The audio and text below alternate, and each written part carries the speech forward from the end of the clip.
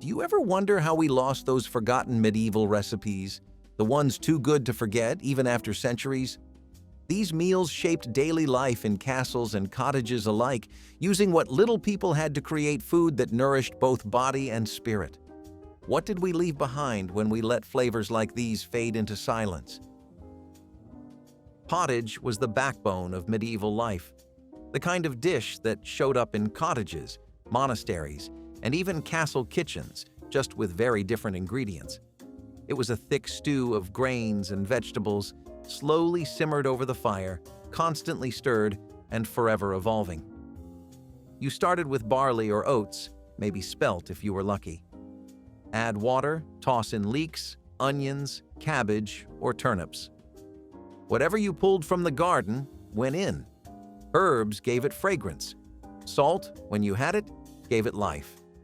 On better days, a bone might simmer in the pot for hours, maybe a shred of meat, but most of the time, this was plant-based by necessity, not by choice. And that was the beauty of it. Pottage was never one recipe. It was a way of survival that fed families for generations. Thick enough to stick to a spoon, nourishing enough to power you through hard labor. In winter, it was hot and heavy.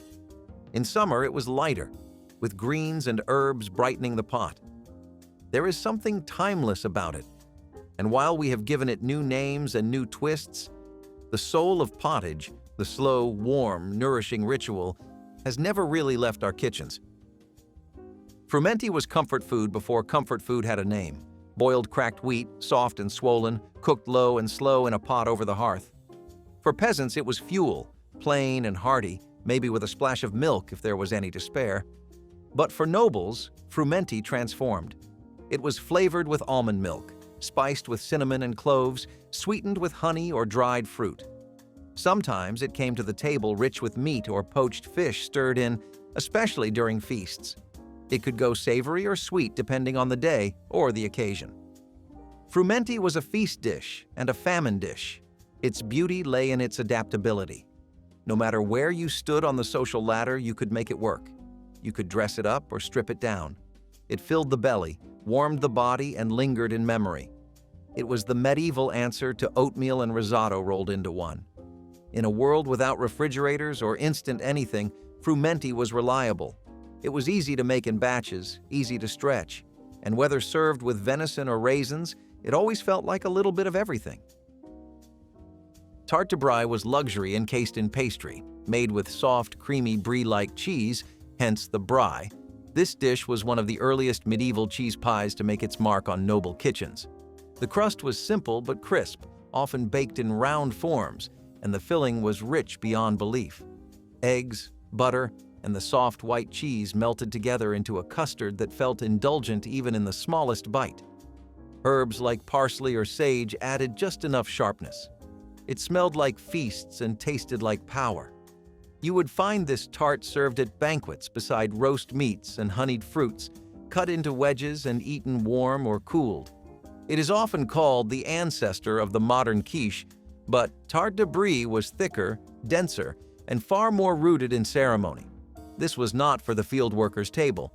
This was made for people in silk, yet somehow it never feels out of reach. The ingredients are simple enough, the method timeless. When you make one today, it is like folding history into your oven. And when it comes out golden and bubbling, the first bite tells you why people have never really stopped making tarts like this. Mang was as close as medieval Europe got to elegance on a spoon. Despite the odd-sounding name, meaning white dish, this stew of chicken, rice, almonds, and mild spice was a status symbol.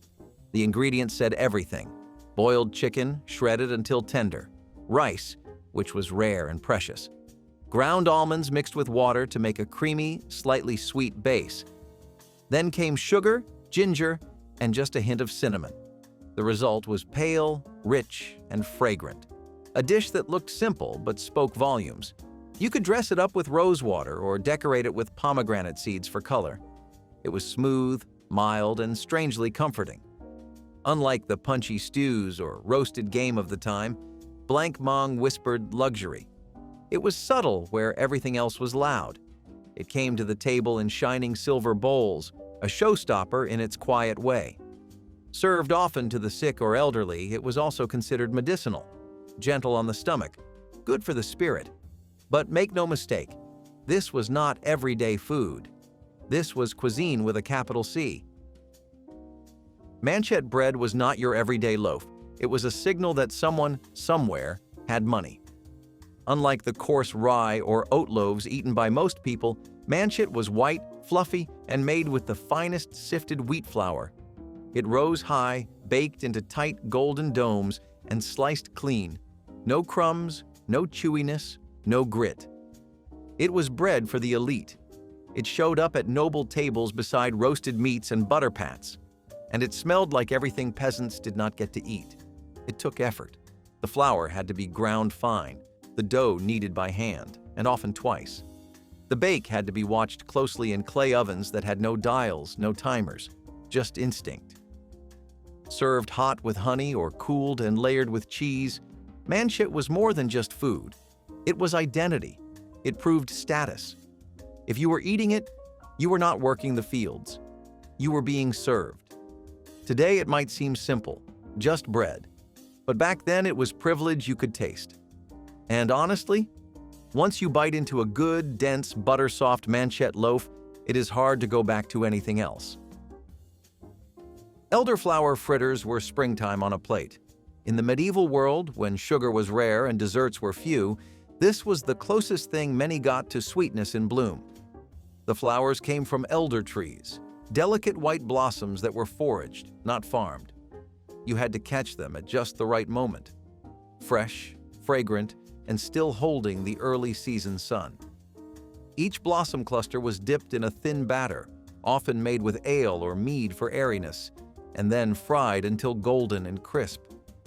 The result was light and lacy, like a sweet edible lace fan. A touch of honey drizzled on top sealed the deal. Served at May feasts, midsummer festivals, or even weddings, elderflower fritters were celebratory. They were fleeting, just like the season. Once the flowers were gone, so was the dish. No second chances. That made each bite taste more precious. You ate them knowing they would not come again for another year.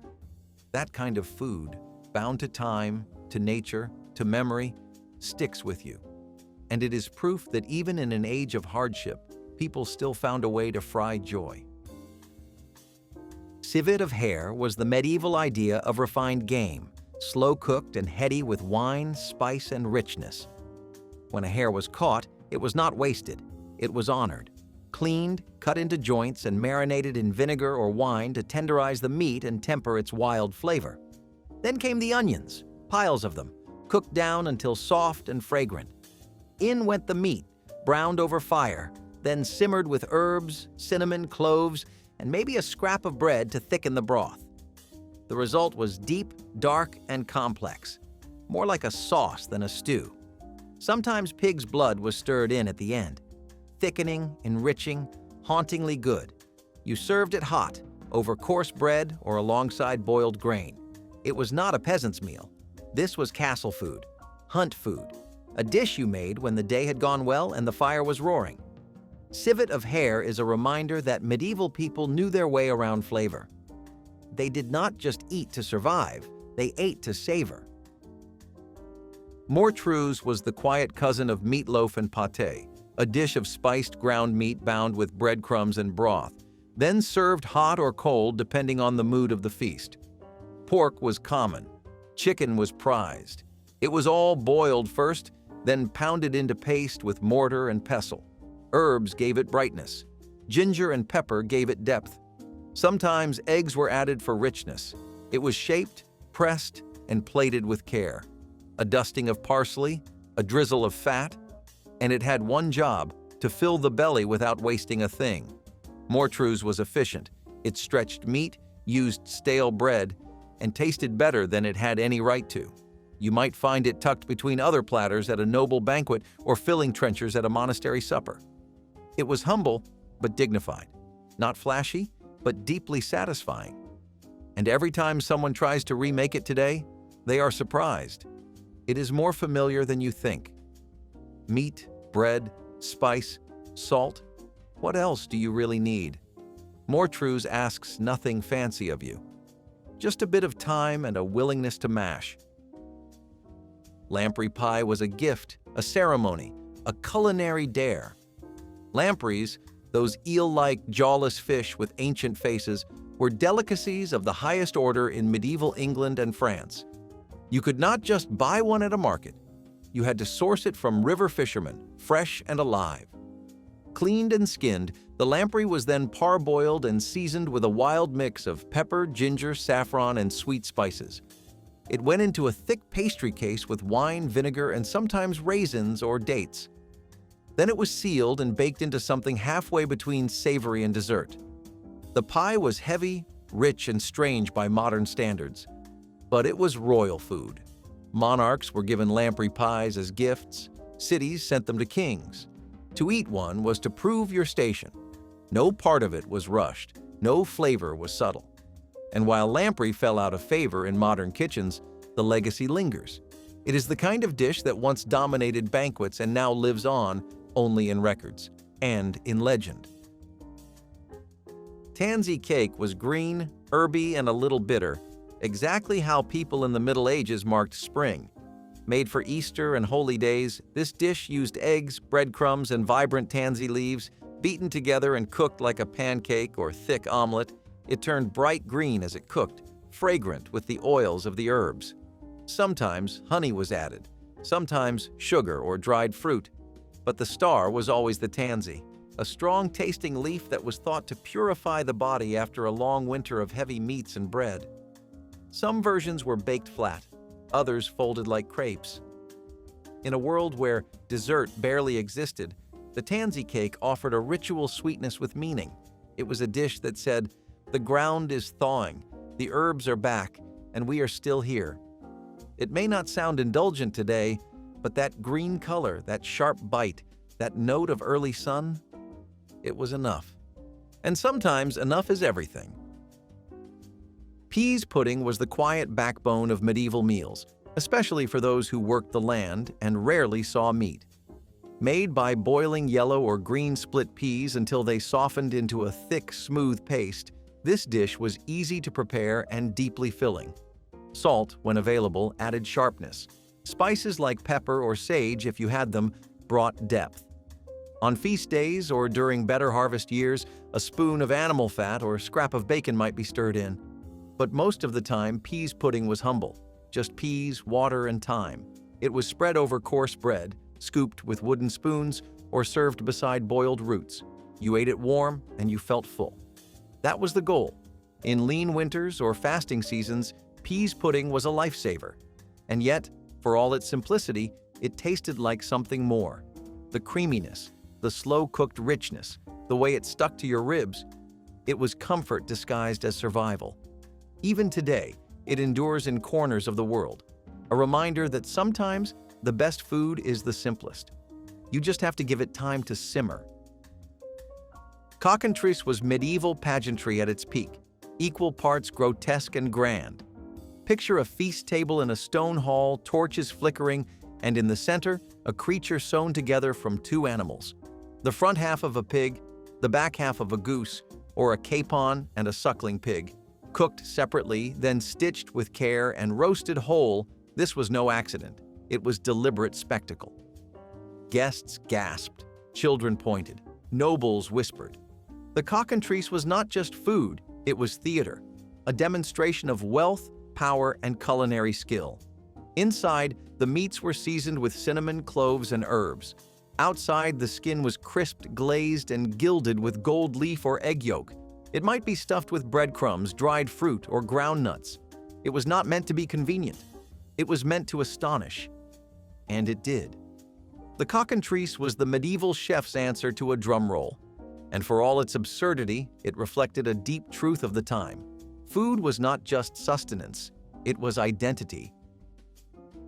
Hypocrates was how you ended a feast, with sweetness, warmth, and just a little magic. It was not just wine. It was spiced, scented, sweetened, and strained until it poured like velvet. Cinnamon, ginger, and grains of paradise infused the red or white wine overnight. Sugar, rare and precious, was added generously. The result? A drink that smelled like candlelight and tasted like ritual. It was poured into silver cups or glass goblets and passed around after the last course. Hypocrates was believed to aid digestion, lift spirits, and close a meal with elegance. Even the name comes from Hippocrates, nodding to ancient medicine. You could find it at royal banquets, weddings, or religious feasts. The wine was strained through a cloth cone called a Hippocrates sleeve, sometimes several times, until clear and bright. It was both a culinary and medicinal art. Today we might call it mulled wine, but that would not do it justice. Hippocrates was perfume and potion in a cup, and even after centuries, its memory lingers in the last sip. Honey-glazed root vegetables were the medieval version of a side dish that actually stole the show. Carrots, parsnips, turnips, humble vegetables from garden or field, were boiled just enough to soften, then coated in warm honey and spiced with herbs like thyme or rosemary.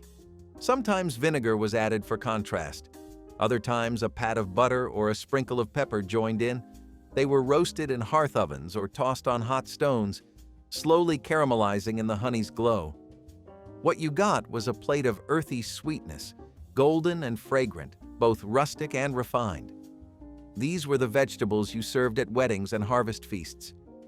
They were proof that simple things, when handled with care, could be transformed. The glaze clung to the edges, crisped at the tips, and turned bitterness into brightness. In an era when most meals leaned salty or bland, this side dish was a small celebration. It reminded diners that even in times of scarcity, beauty could still come from the soil.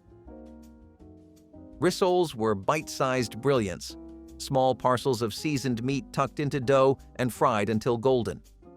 Think of them as medieval meatballs with flair. Ground pork, veal, or leftover scraps were mixed with breadcrumbs, herbs, and dried fruits like currants or raisins. Cloves and nutmeg added warmth. Then the mixture was wrapped in thin pastry or simply rolled tight and coated in batter.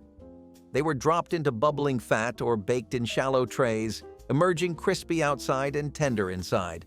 Served hot or cold, rissoles were found in markets, court kitchens, and even soldiers' satchels. You could carry them easily, eat them fast, share them without ceremony. But they were never dull. The spices, the contrast of sweet and savory, the crunch against the soft, these were not throwaway snacks. Rissoles were small, but full of attention. And for a medieval cook, they were a canvas of flavor. Leche Lombard was sweet, dense, and unapologetically sticky, the medieval answer to a dessert bar. This rich slab of dried fruit, nuts, breadcrumbs, and spice was boiled down with honey or sugar into a thick, sliceable loaf. Dates brought softness, figs brought chew, almonds and hazelnuts added crunch, cinnamon and ginger gave it warmth. When it set, it was cut into slices and laid on silver trays at noble banquets. No frosting, no fluff, just dense, fragrant sweetness. It stuck to your fingers and your memory. Guests would nibble it between sips of wine or Hippocrates. It was not something you wolfed down. It was something you lingered over. And it was one of the earliest examples of dessert as indulgence rather than necessity. Leche Lombard reminded people that sweetness, once rare and sacred, could also be rich and playful. Calver salmon was a brief, exquisite pleasure. Fresh, spring-caught fish so delicate and tender, it was prized above all others. In the days before iceboxes and freezers, salmon was usually salted or smoked. But calver salmon, named from the old term for young, was different. It arrived fresh from fast rivers during early spring, silvery and soft. Lightly poached in wine or water, it was often served with herbs, vinegar, or even a sweet almond sauce. It flaked at the touch of a spoon. And it was expensive. Only available for a few weeks a year, calver salmon was a mark of status and season. It tasted like riverbanks, like thawing snow, like the first green shoots of the year. And for nobles who could afford it, it became a quiet symbol of grace. Those who had eaten calver salmon remembered it for life. Those who had not, they had stories. Marchpane was not just dessert, It was decoration, diplomacy, and sometimes even a spectacle. Made from ground almonds and sugar, kneaded into a dough and shaped by hand, this early form of marzipan appeared at royal tables as edible art. Hearts, roses, castles, coats of arms, all sculpted with care, then glazed, painted, or gilded. In Tudor England, marchpane was gifted between nobles, used in courtship, or set on feast tables like jewels. And yet, the flavor still mattered. Sweet, nutty, and delicately chewy, it melted slowly and lingered. The process was labor-intensive. Almonds had to be blanched, ground, sifted, and mixed with rare sugar. Only the wealthy could afford it, and they displayed it proudly. Marchpane was not just made, it was performed, and every bite held centuries of sugar and ceremony. Eggs and moonshine might sound poetic, and it was.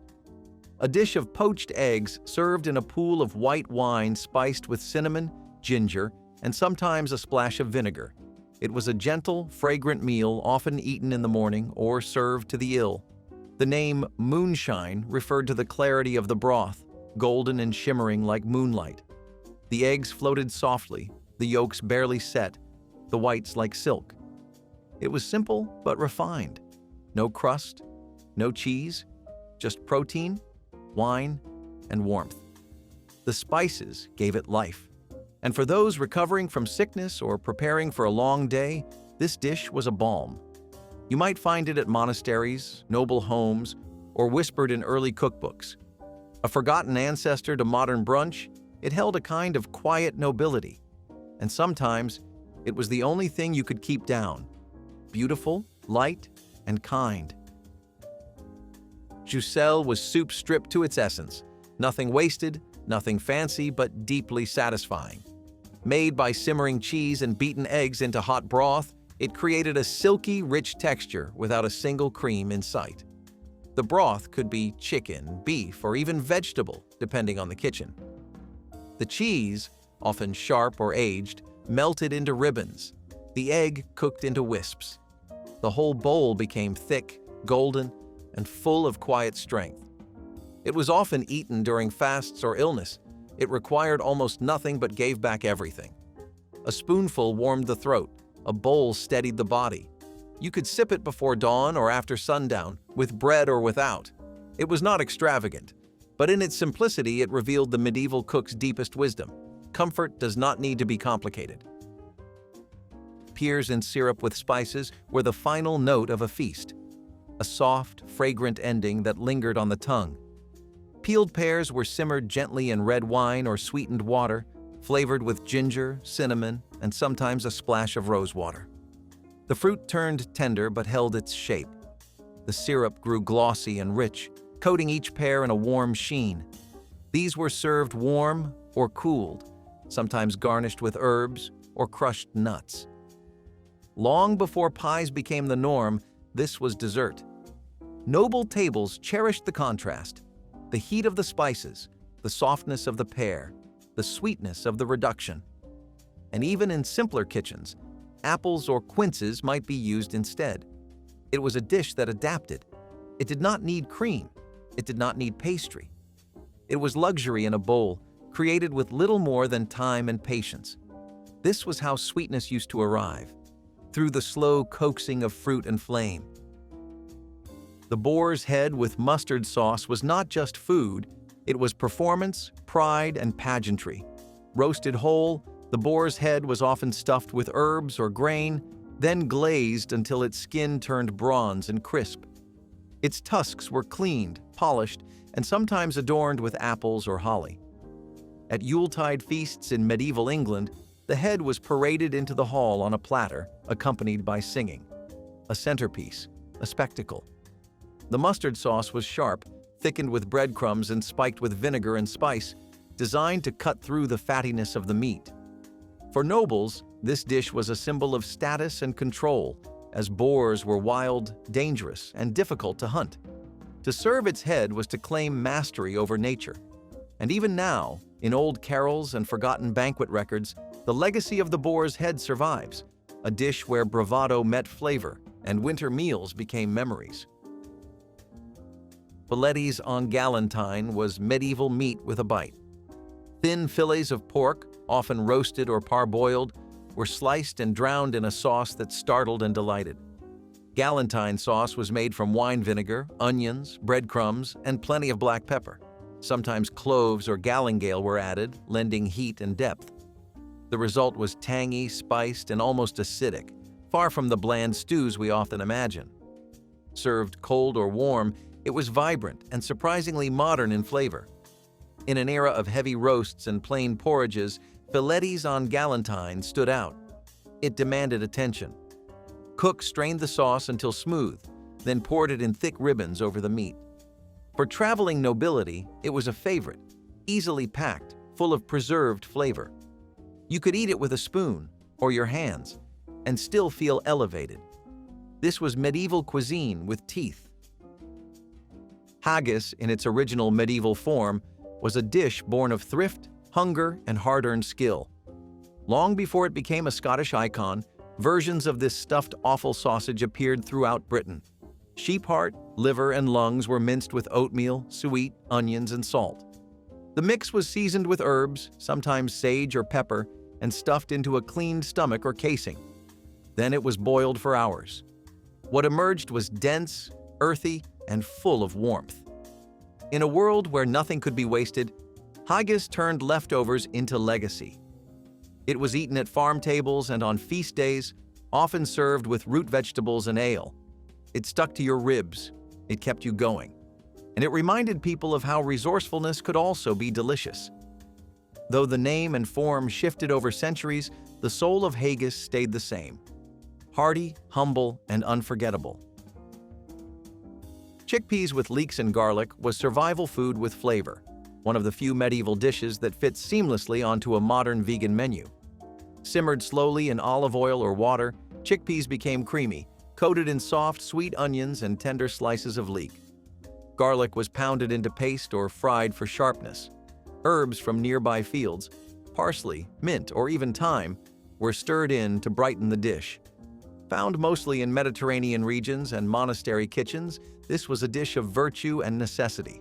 No meat, no dairy, just legumes, aromatics, and patience.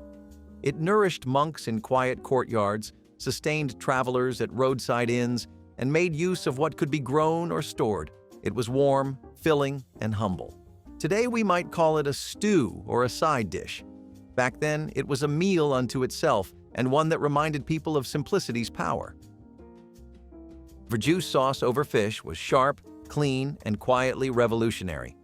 Long before lemons became widespread in Europe, cooks turned to verjuice, the sour juice of unripe grapes or crab apples, for acidity. Mixed with breadcrumbs, ginger, and sometimes saffron or parsley, it became a sauce that cut through oily or roasted fish with a brightness that felt almost modern. Pike, trout, or cod were common choices, depending on the region. Poached or baked, then dressed in this light, tart glaze. The flavor was unexpected, not buttery, not creamy, but bright, herbal, and alive. Nobles prized it. Monasteries used it during Lent, and fishmongers counted on it to elevate even the plainest catch. In a world where richness often defined indulgence, verjuice sauce proved that sharpness could be just as luxurious. It whispered rather than shouted, but the taste stayed with you. Spiced quince pastes were sticky, fragrant preserves that straddled the line between dessert and medicine. Quince, that tough yellow fruit with a floral bite, was boiled until soft, then cooked down with honey or cane sugar and flavored with ginger, cinnamon, and sometimes rose water. The mixture thickened slowly into a dense, sliceable brick. Once cooled, it was cut into squares or shapes and served on trays at the end of meals. No crust, no cream, just chewy sweetness with a hint of spice. It was portable. It kept for months, and it was said to aid digestion. In winter, it was a bite of autumn. In spring, it was a sign that the larder had not yet emptied. Quince pastes were more than candy. They were reassurance. Capons with almond milk sauce were soft, rich, and refined. Food meant for noble feasts, weddings, and days when everything on the table was meant to impress.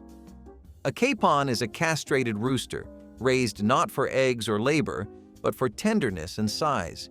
Its meat was lighter than beef, milder than goose, and roasted until the skin turned a deep golden color, crisped with care and basted in its own fat. Inside, the flesh stayed moist, pulling apart with ease. The almond milk sauce was a triumph in itself, made by pounding almonds into a thick paste and blending it with clear broth, sometimes wine, and warming spices like nutmeg or ginger. Cooks would simmer and strain it until silky, sometimes coloring it with saffron or sweetening it with sugar depending on the occasion. It was poured over carved slices like modern gravy, only creamier and far more luxurious. Almond milk, long before it was trendy, was a staple for Lenten meals or when dairy was scarce, and it brought an elegance that made even simple birds feel like royalty. Capons with almond sauce were not everyday food. They were centerpieces, a sign of wealth, a dish that blended tenderness and decadence. This was not survival food. This was celebration in every bite. Beef with cloves and ale was the kind of dish that comforted you from the inside out. It began with thick, tough cuts of beef, the kind you could not cook quickly. These cuts were placed into large iron pots and covered with dark ale, brewed locally and rich with barley and hops. As it simmered low for hours, the meat slowly surrendered its toughness, turning soft and stringy, soaking up every drop of flavor. Into the pot went cloves, mace, sometimes even long pepper or mustard seeds. Not to make it spicy, but to make it warm. The ale lent a malty bitterness, and the cloves brought a perfumed heat that clung to your mouth and nose. As the broth reduced, it thickened into something close to gravy, dark and glossy. It was ladled onto trenchers of bread or into wooden bowls with root vegetables or boiled barley. This was not a quick meal. It was a slow promise. For those who had little but time and fire, beef with cloves and ale turned poverty into pride.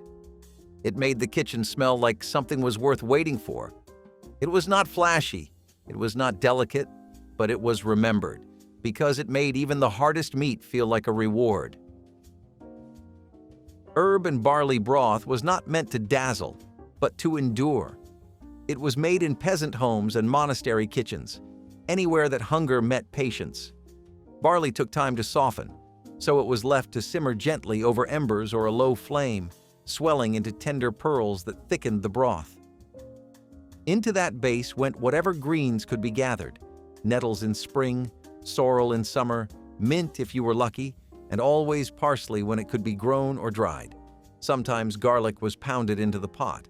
Sometimes a single bone or rind from an older stew was added to deepen the flavor, but most often it was water, herbs, barley, and rissoles. The broth turned murky green, speckled with bits of leaf and grain, fragrant in its own quiet way. It warmed cold hands. It soothed sick bellies. And for those who had walked long days behind a plow or bent over fields, it was enough. It was not served with ceremony. It was ladled into bowls, sopped up with crusts, and eaten in silence. This dish was made from what was free, what was wild. And yet it stayed, year after year, because it worked, because it filled you, because it asked for little and gave everything. Rye pancakes are a fantastic option to go for if you have a family of 4 and live in prehistoric times. They were one of the most common recipes, despite what you might be thinking. These people were still walking around wearing chainmail armor and robes, so how'd they end up having pancakes? Well, they're actually pretty different from the kinds of pancakes we're used to today. These are just rye flour, water, some salt, and that's it. It makes a batter that can be ladled, but most people would typically just pour it onto a griddle or a hot stone suspended over a hearth. This was the most common way to cook desserts or breakfast in these times. If you were lucky enough to have milk or buttermilk, you could replace the water with that, and it would usually make them a bit more tender. People typically fried these in butter or animal fat. Well, if it wasn't a fasting day. Rye usually does not need to be flavored much, but what flavorings people did use, they were very different from what we have today. People used stewed vegetables, onions and garlic instead of Miracle Whip, rainbow sprinkles and maple syrup. onion pie and a bacon grease crust was never going to win any beauty contests, but it did not have to. It was golden and sagging, its filling pale and fragrant with long-simmered onions, cream, and the faintest dusting of nutmeg or thyme. The crust, made from flour and the drippings saved from countless breakfasts, flaked with a richness that butter could not match. The whole pie was savory, sharp, and grounded in the Midwest, where onions were cheap, plentiful, and dependable. Farmers pulled them from the soil and packed them into cellar baskets, knowing a pie could always be made if everything else ran out.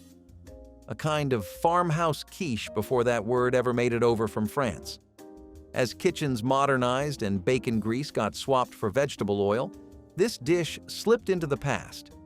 But it was a reminder that even the humblest pantry item could become the centerpiece of a meal when treated with time and respect.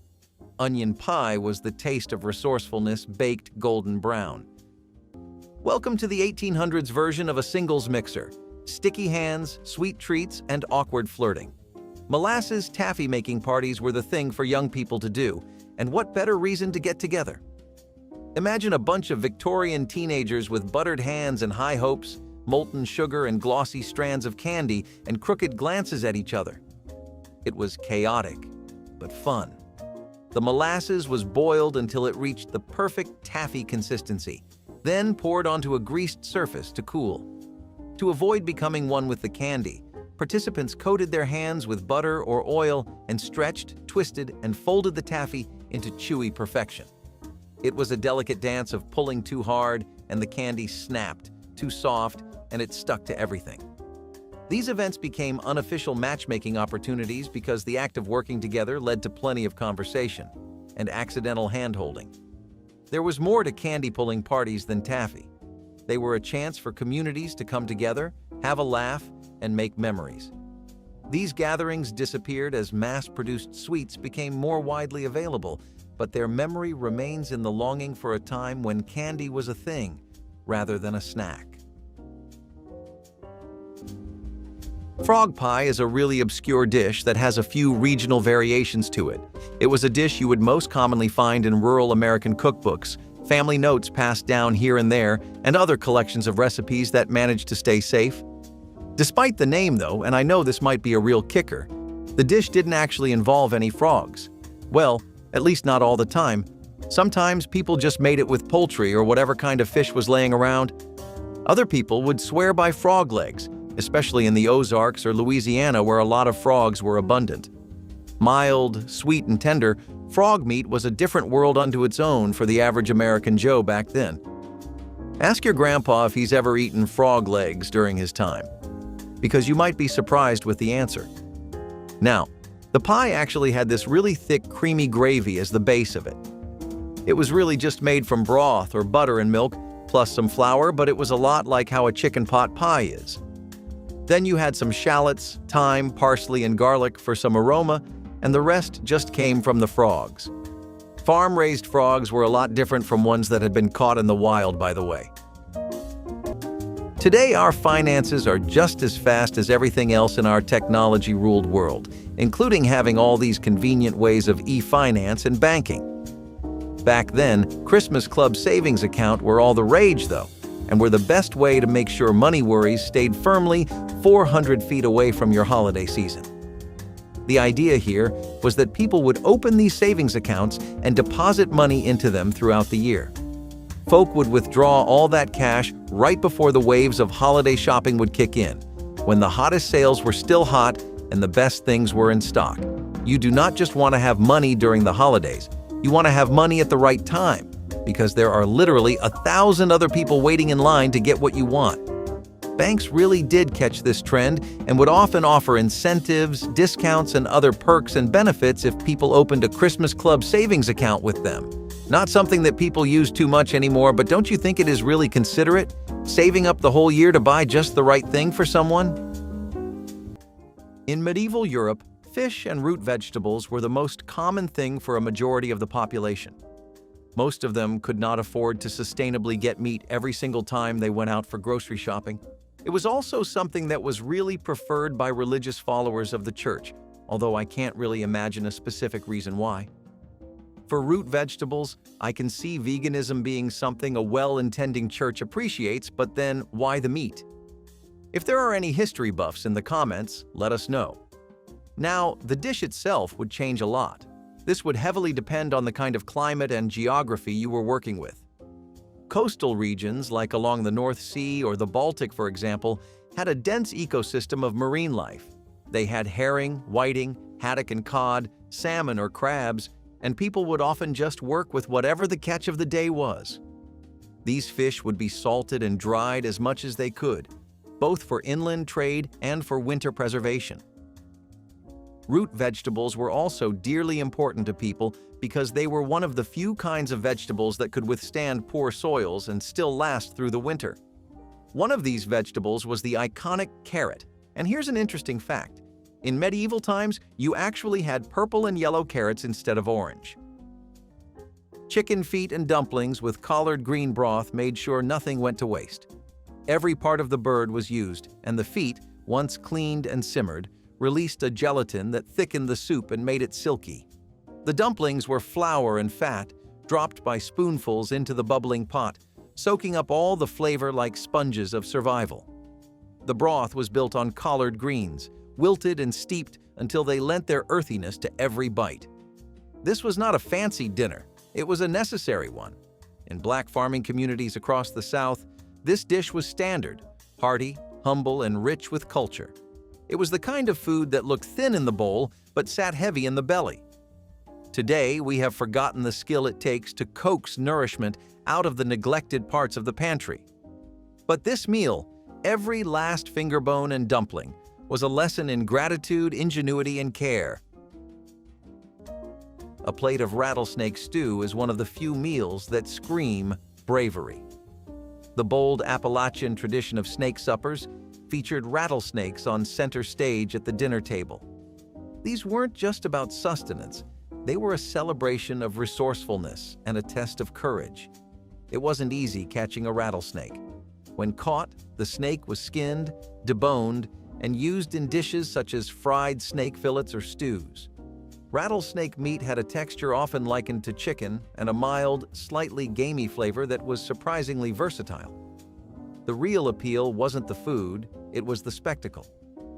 The event was made more dramatic by stories of near misses with venomous fangs and tales of daring snake hunts.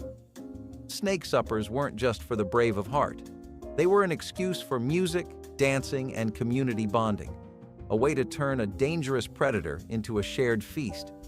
As more readily available protein sources became less risky, the practice slowly faded, and modern safety concerns made catching venomous snakes less attractive. Snake suppers may be more likely to be the stuff of folklore today, but they remind us of the sheer grit and ingenuity it took to survive in Appalachia. They also show that sometimes the scariest traditions are the most memorable. Yankees dripped cornbread was a northern-style cornbread that was known for how light and fluffy it was. This unique way of dripping milk or cream wasn't something people had always done, but when they got to it, they couldn't get enough of it. See, the idea was to drip milk into the batter. This is what actually helped to set it apart so strongly from typical southern cornbread, which, believe it or not, is extremely dense. I mean, seriously, just a loaf of that thing could have you out of commission until dinner. Yankee-style cornbread is just a lot sweeter and softer, and the fact that it's typically always served with the most delicious syrup or butter doesn't help matters at all for its competitors. A soft and pillowy cornbread with little pockets of custard-like bites sounds like everyone's idea of a good time, and it honestly was. This was a dish that grandparents would abuse as much as they could because of how much the kids loved it, which is also why it got so popular. It's one of the most classic examples of less being more.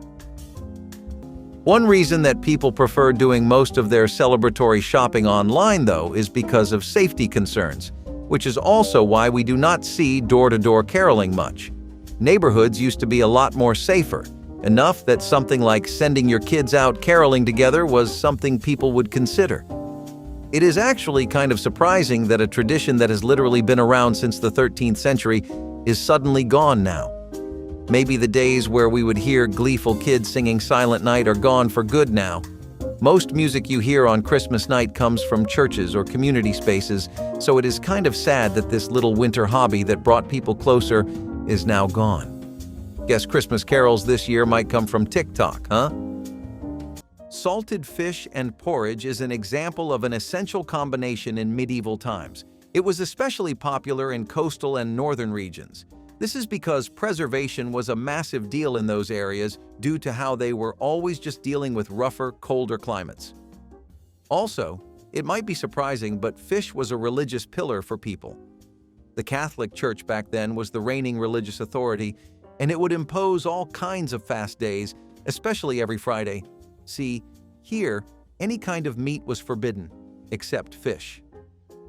The logic behind this is that the practice of fasting during Lent and on Fridays is to abstain from fleshly meat, but since fish are cold-blooded, they don't come into flesh meat. It's a technical exception. The porridge itself was something that would contrast very well with the fermented taste of the fish, and in some households, people were adding herbs, onions, and garlic as well. This was a dish that was always eaten out of necessity. Scrapple with garden chow chow was not just breakfast, it was survival. Scrapple came from pork scraps and cornmeal, boiled and chilled into a loaf that could be sliced and fried. Every bite was dense, savory, and filled with the flavor of a dozen cuts of meat you could never afford on their own. Paired with garden chow chow, a spicy, vinegary mix of pickled vegetables often canned in the summer and pulled from the shelf when fresh greens ran out, it became a bold, bracing start to any day. This was Pennsylvania Dutch ingenuity, passed down by people who did not waste a single thing. You could eat scrapple with eggs or on bread, hot or cold, but it was the chow chow that made it feel alive. These days, scrapple is misunderstood or mocked, and chow chow is nearly impossible to find unless you make it yourself. But once, this combination was as common as buttered toast, and far more memorable. It was the kind of food that told a story just by being on the plate. The ultimate nose-to-tail dining experience was hog-killing suppers, a necessity and a fervent celebration in the rural South. The autumn slaughter was a communal event in which families worked together to process every part of the pig, and this was the tradition. After the hard labor came the reward. It was a feast that celebrated the versatility of pork in all its glory. No part of the hog went to waste, from cracklins and sausage to liver pudding to fried pig's feet. The food wasn't the only thing that was happening. There were stories, music, laughter. Adults swapped recipes and maybe a little moonshine, and IDs played nearby. A moment to celebrate the fruits of hard work, the bonds forged from the shared experience of turning an animal into sustenance. Resourcefulness was also shown in hog-killing suppers. Lard was made from pork fat, bones flavored soup, and the bladder could become a toy for children. As refrigeration and commercial meat processing took over, the need for such communal gatherings diminished over time. Hog-killing suppers are today a memory, but their legacy is in Southern cuisine and the tradition of using every scrap. This is a tradition that reminds us that food can bring people together, even in the worst of times. Coca-Cola chicken might just sound like the dumbest and most out-of-pocket thing as far as food recommendations go, but this is my hear me out. Coca-Cola chicken started off as being this attempt at making quirky fusion food that had a nice little sweet and savory twist to it. You know, something for both worlds. It was something that started to gain an incredible amount of upward momentum in the American South, especially in Chinese-American home cooking, as they were already fans of sticky chicken in their rice-based dishes. The dish also involved a lot of simmering chicken, which was usually some that was also common in Chinese cuisine. The basic mix was just Coca-Cola, soy sauce, ketchup, and then some barbecue sauce all put together in a neat little pan until it made the most decadent and fizzy glaze you had ever seen. The Coca-Cola is supposed to reduce down, but while it does that, it creates a sweetness that's almost reminiscent of molasses. It's not really quite the same, but it has a lot of hints of vanilla and spice coming in. Despite what you might expect, this dish actually has a decent amount of umami to it as well, and a tang that makes you want to come back for more and more. Hot bacon dressing wilted lettuce salad with boiled potatoes was not just a salad, It was supper. Farm families who came in from the field wanted something fast, filling, and full of flavor. A head of fresh lettuce, torn by hand, was tossed in a bowl with slices of hot, boiled potatoes. Then came the real magic: a skillet of hot bacon grease, vinegar, and sugar poured over everything while still sizzling. The lettuce wilted instantly, turning glossy and tender, while the potatoes soaked up every drop of sweet, sour fat. Sometimes chopped onions or crumbled bacon were added, but it did not need anything else. This was a full meal in one bowl, the kind of recipe that carried you straight through to morning. It was especially common in Pennsylvania Dutch and German immigrant communities, where warm salads were seen as a practical, hearty option. You could make it in minutes, and every part of it came from the land or the smokehouse. These days, salads are cold, crisp, and underdressed. But this one, hot, sharp, and rich, was built for hunger and built to last. It reminded you that dinner did not need meat to feel complete, just a skillet, a spoon, and the right kind of heat. Another one you might be surprised to see in a video about medieval-era recipes is honey and oat cakes. Oats were really common in northern and western regions like Ireland, Scandinavia, and Scotland, and this was because the climate was really cold. It was much easier to grow them than, let's say, wheat. Oats were something that would thrive in poor soils, and they also had shorter growing seasons, which meant that they became a pristine source of food when times were tough and you were running low in your pantry. A very basic oat cake would typically be made from coarsely ground oatmeal, water, and some salt, and this mix would be made into a slightly hard dough, rolled very thin, and then cooked on a baking stone. These were durable, portable, and crispy, so they were the perfect meal for long journeys. Alongside some honey, which was the primary sweetener before sugar, it was one of the best meals you could have for celebrations.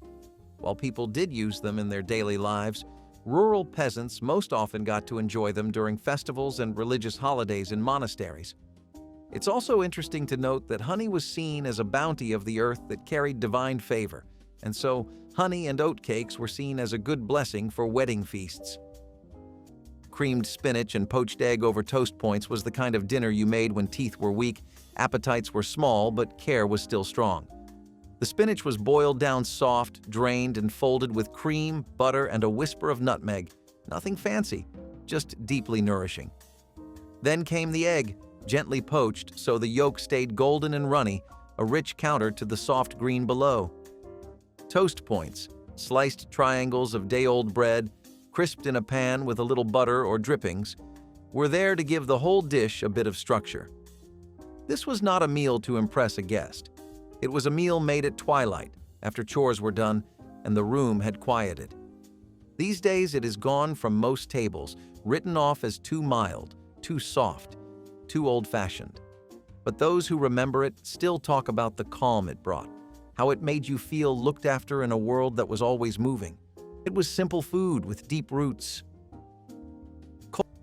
Baked turnips with herbs is an example of how even a simple and humble root vegetable can be turned into something that gets your kids at the table if you know what you're doing.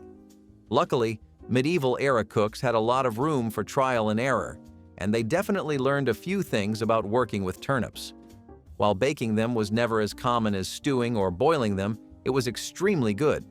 Households that had the privilege of a bake oven would abuse that luxury maliciously, in fact. That's just how nice it was. In households where that wasn't a thing, tay turnips were typically wrapped in kale or cabbage leaves and then baked in ashes or at the edges of a hearth. This was a pretty rustic method, but it would help to soften the turnip, and it let the herbs introduce some much-needed flavor. Of course, you had to be very careful that what you were doing wasn't going to burn the turnips. Monasteries were most commonly known for preparing turnips, and they relied pretty much entirely on olive oil and butter. This resulting dish was something that was really earthy and savory, but the herbs helped when it came to the taste of turnips. For some, that taste can be really overwhelming. Shrimp wiggy is a really obscure dish. It's actually a little bit mysterious if you think about it too. It's a dish that has some pretty limited historical recording of it, so I had to dig into deep waters to get this information for you. But really, it's basically just a shrimp casserole and stew hybrid, Usually, people would thicken it with breadcrumbs, crackers, or a really light type of roux. The briny and sweet flavor of the shrimp was really good, especially when the shrimp was fresh or canned. It had a refreshing taste that reminded you of the seaside, and the breadcrumbs gave it a wonderful crunch. Now, most people really try to experiment with different kinds of spices. You had some who would swear by odd amounts of black pepper. Others died on the paprika hill and have been buried there since. Further still, you'll find Worcestershire truthers as far as the eye can see, but the real question is, how do you like your shrimp? This is a dish that really just relies on the natural flavors of its ingredients, so if you're looking for low-effort seafood for yourself, this is a good place to stop. Cabbage and onion soup was a medieval recipe that's pretty much stayed consistent with how we have it today. It was something that involved a watery, thin soup made out of spices, water, and some aromatics, and brought to a boil gradually.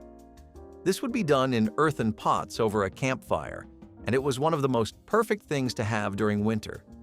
While the preparation is largely the same across several centuries, the convenience isn't.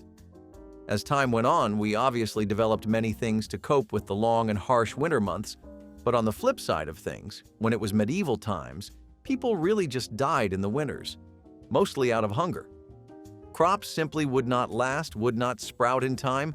Some of the crops would fail, the land may simply go barren, or you may just not have damaged crops from rodents. Any one of these uncontrollable, unpredictable circumstances could essentially just ruin your entire year.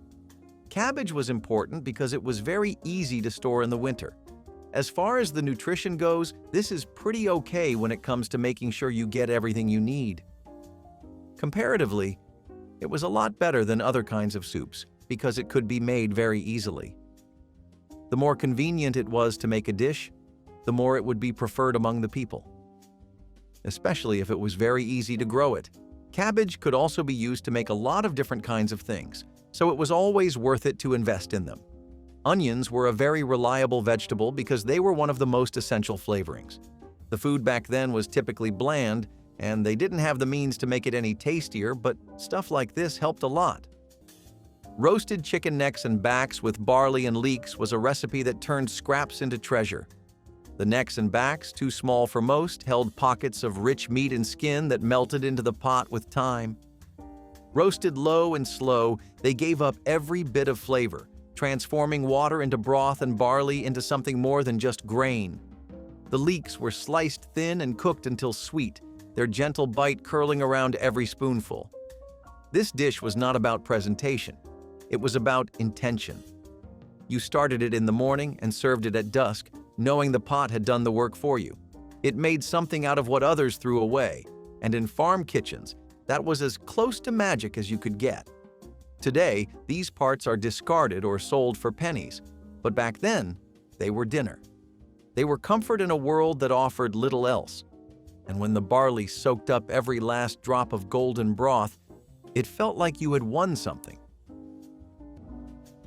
Picture yourself sitting around a fire on a freezing winter night with a growling stomach, and the only protein in sight is a skunk. Skunk meat stew wasn't a preference for pioneers scraping by in harsh conditions. It was survival. They didn't just hunt for game, they hunted for anything edible. When skunks were all that scurried by, they rolled up their sleeves and made it work, if not carefully. Cooking skunk meat was an art, and not for the weak of heart. The secret to success? Preparing the meat without removing the musk glands. The most unfortunate of things was one slip-up and dinner was ruined before it even began.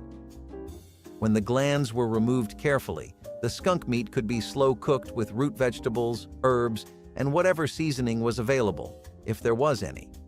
The result was a surprisingly rich, gamey, hearty stew that would keep you alive through the coldest nights. Today, skunk meat stew has an unappetizing reputation, but the settlers who didn't have the luxury of choice needed the calories and protein it provided. It was also a communal affair. Neighbors banded together to pool their resources and no one went hungry. Long gone is this peculiar dish, consigned to folklore and campfire tales, but its legacy is a reminder of human adaptability. Would anyone want to bring it back? We can't ignore it, but probably not. Now, hot Dr. Pepper is a tradition that completely disappeared over time. You will be shocked to know that eggnog was not the only warm drink that people drank around Christmas time, and hot Dr. Pepper was definitely a steady rival for it. It began as this niche trend that was only done in a few neighborhoods, but it became a massive nation-sweeping trend later. Dr. Pepper actually marketed this as a way to keep sales high during cold times when people were less fond of drinks that made their teeth jitter even more than they already were. The American South definitely loved this, as most of the sales first came from there. But over time, everyone would enjoy some hot Dr. Pepper. The company themselves recommended always to warm it up in a saucepan and serve it with some lemon, but people put all kinds of their takes on it. Is that something you think would be good? Because we are not sure how to feel about this one, but it is not in the Christmas spirit to be closed off from trying things. We're really starting to explore the deep end of medieval countryside cuisine now, so I hope you're still tuned. Our next item happens to be turnip stew, which is a textbook example of how people got their nutrition in those times. Potatoes were not actually the most widespread ingredient like they are today. It used to be turnips.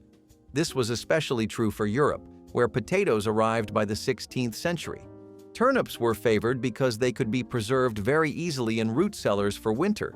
They were really easy to grow in poor soils, and they were hardy. Also, this was one of the few crops where even its root was edible. It wasn't a dish that had a lot of guidelines to follow, so in that respect it was a lot similar to how pottage worked. People would throw in whatever herbs, roots, aromatics, and scraps of meat and protein they had. One of the best things that would go along with turnip stew if it was available was beetroot and eggplant, which might be a surprise combination for you to hear, but was actually fairly common back then. If these forgotten medieval flavors lit a spark, drop a comment, like the video, and subscribe to help bring history back to the table.